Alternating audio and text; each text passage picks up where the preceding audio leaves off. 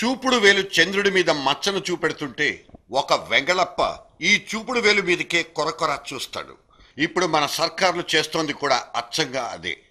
తన కింద వైపు ఉండే నలుపు రంగు కనిపించకుండా గురువింద ప్రభుత్వాలు నానా యాతన పడుతున్నట్లు, నానా యాగి చేస్తున్నట్లు అనిపిస్తోంది. ఇక్కడ వేలెత్తి చూపించిన వాడే పాపాత్ముడు. కక్ష సాధింపులు, కాలయాపన తప్పితే కేంద్రంలో ఇంకో రకమైన కదలికే లేదు.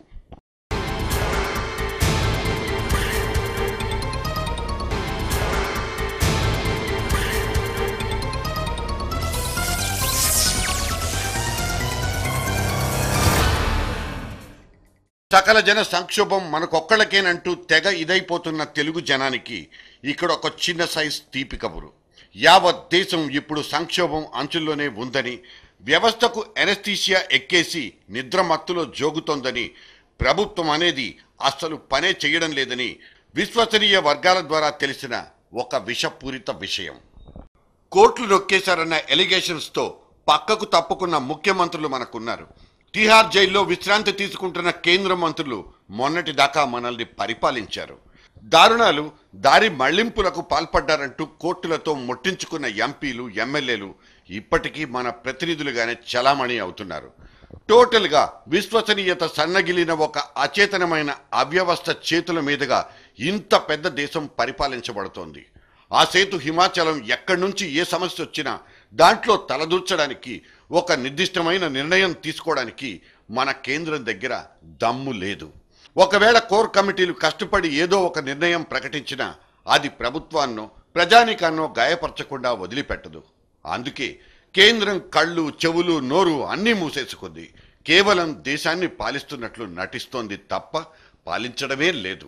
ఇది స్థూలంగా కాగ్ హీరో వినోద్ రాయ్ మన హైదరాబాద్లోనే ఒక వేదిక మీద చేసిన ప్రసంగ సారాంశం. వినడానికి చేదుగా అనిపించిన ఇందులో ఒక్క అబద్ధం కూడా కనిపించదు.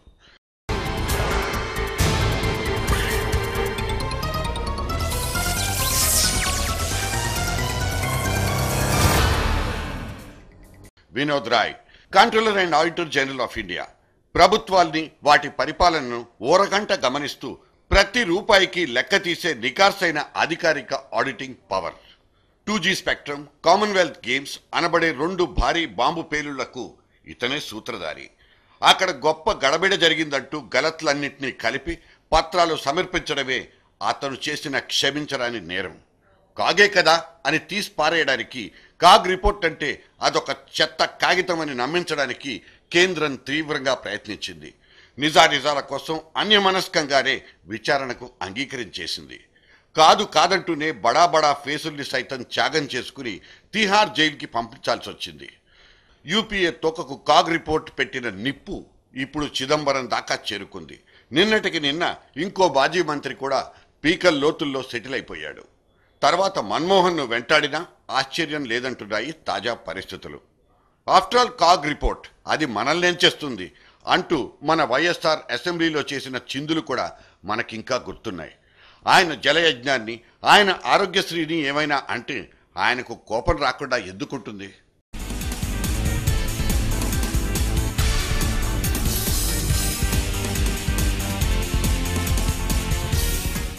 కానీ కాగ్ అంటే అదొక సమాంతర ప్రభుత్వం అంత ప్రతిష్టాత్మకమైనదని ఈ ప్రభుత్వాల వాళ్లకు తెలుసు.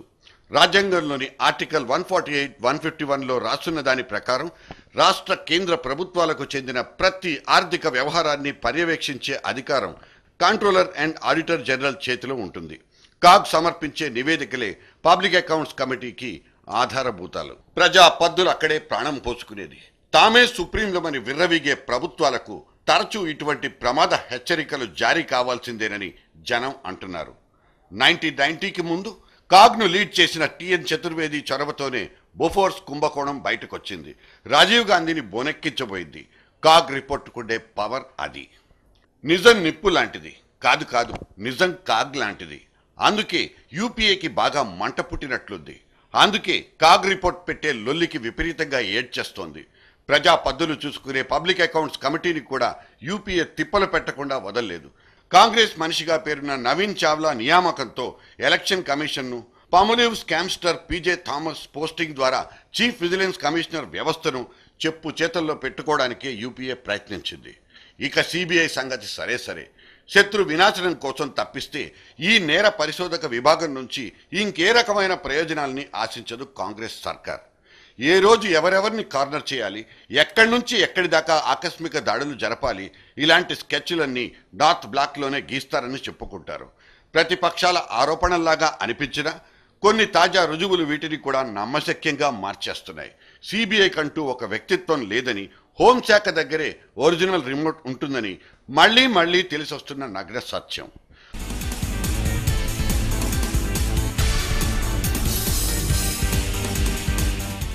లోక్పాల్ బిల్లు కోసం భీష్మించుకున్న అభినవ గాంధీని కూడా యూపీఏ ఒళ్లంతా వెతికి శల్య పరీక్షలు చేస్తోంది. అన్నా హజారే ఎలియాస్ కాంగ్రెస్ వ్యతిరేక పార్టీల ముసుగు అంటూ దిగ్విజయ్ ఎదురుదాడి మొదలుపెట్టి వ్యక్తిత్వ హత్యకు కుట్ర చేస్తున్నారు. బీజేపీ రాష్ట్రపతి అభ్యర్థిగా ప్రొజెక్ట్ అవ్వడానికి హజారే ప్రయత్నిస్తున్నారన్న ప్రచారం కూడా మొదలైపోయింది. రిజర్వేషన్లను వ్యతిరేకిస్తున్న కేజ్రీవాల్తో జతకట్టినందుకు అన్నాను యాంటీ అంబేద్కర్ ఎలిమెంట్గా ముద్ర కూడా వేసేసింది కాంగ్రెస్. ఈ ఆరోపణల తూటాల్లో పస ఉన్నా లేకపోయినా అంతర్గత ఉద్దేశం మాత్రం అన్నా అడ్డు తొలగించుకోవడం తప్ప ఇంకోటి కానే కాదు. యూపీఏ తిక్క కుదర్చడానికే నడుం కట్టుకున్న అన్నా హజారే మాత్రం మడమ తిప్పబోనంటున్నారు.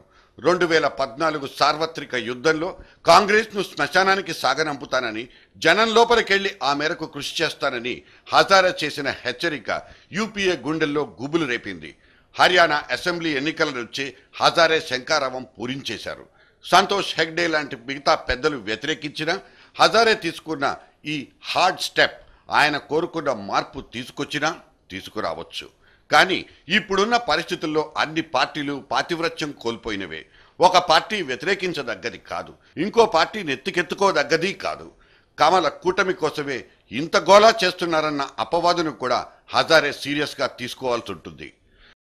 పౌర సమాజాన్ని, సమాంతర శక్తుల్ని నిర్వీర్యం చేయడానికే యూపీఏ తన శక్తినంతా ఖర్చు పెట్టుకుంటోంది. ఇక్కడ వినోద్ రాయ్ చెప్పింది నిజమనే అనిపిస్తోంది. మన పాలరాతి ప్రధాని ఉలకడు పలకడు, ఒట్టు, గాగ్ మీద ఒట్టు.